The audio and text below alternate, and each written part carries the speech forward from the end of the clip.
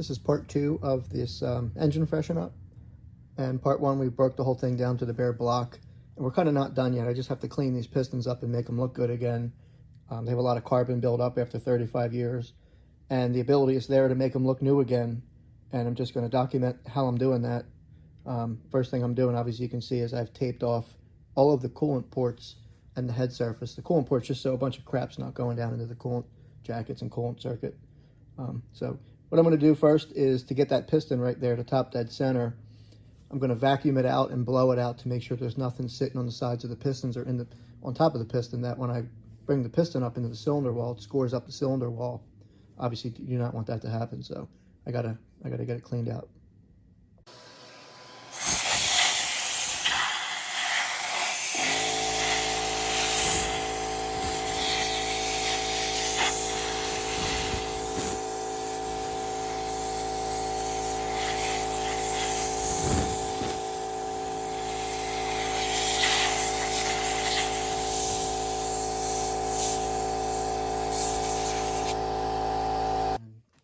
Wipe out that cylinder wall, make sure there's nothing sitting on there after that.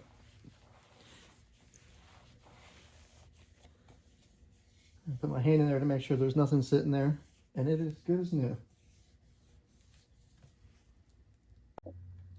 Now we got to rotate this motor so that this piston is at top dead center. That's obviously easier to work when it's flush with the deck surface. And to do that, I'm going to use this tool that I have here, which is a crankshaft keyway turning tool. It's pretty nice. I actually got this from Summit a couple years ago when I built a small block Ford motor. And I thought, for the heck of it, I'll check it out and see if it works on this. Don't you know, it works perfect.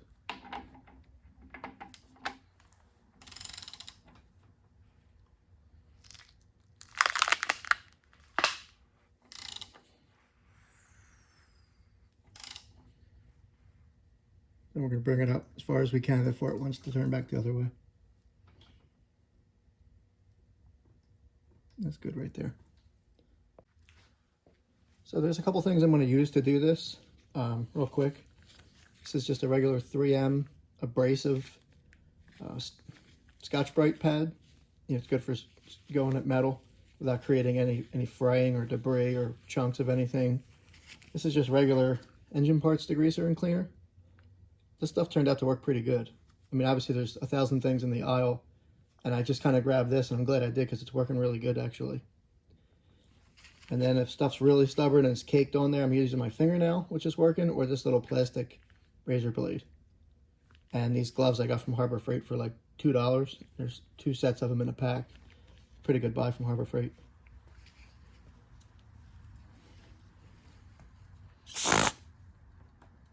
The other thing I have is, there's a pan under here. This pan I bought from Summit Racing for $35 about 2 years ago. And I bought it for a trans fluid change. Actually, I had to take a valve body out, and I needed a real big pan because I couldn't spill anything where I was doing the job.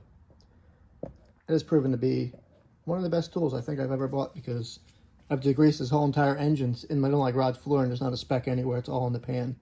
And when it's done, I just dump it out into a bunch of empty 5-gallon methanol pails.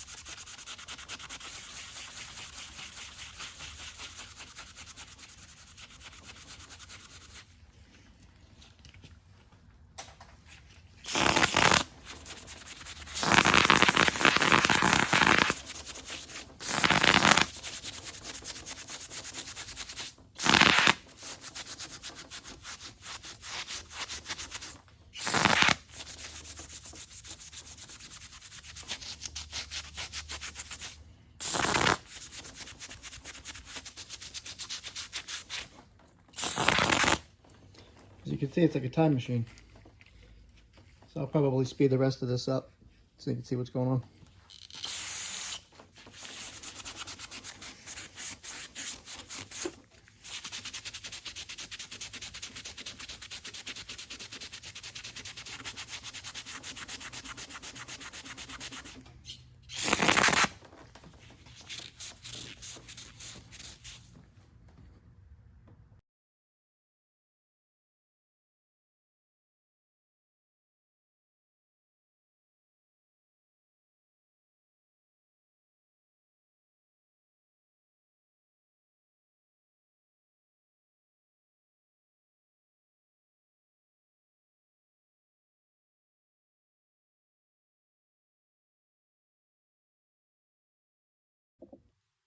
And just like that, we have forged diamond pistons.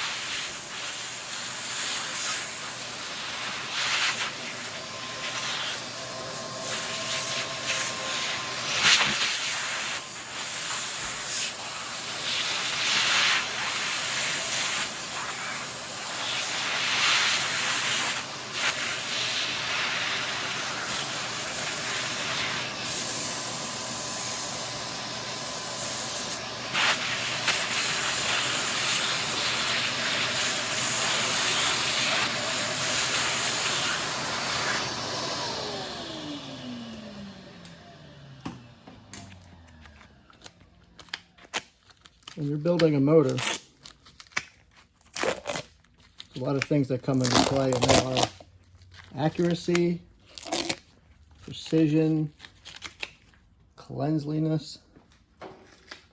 That's everything. You can see those I've done. That's WD-40 sitting in there. I wiped all the walls down with WD-40 so they wouldn't rust. And you can see that, I mean, it looks like new. Certainly a big difference from how we started in the last video.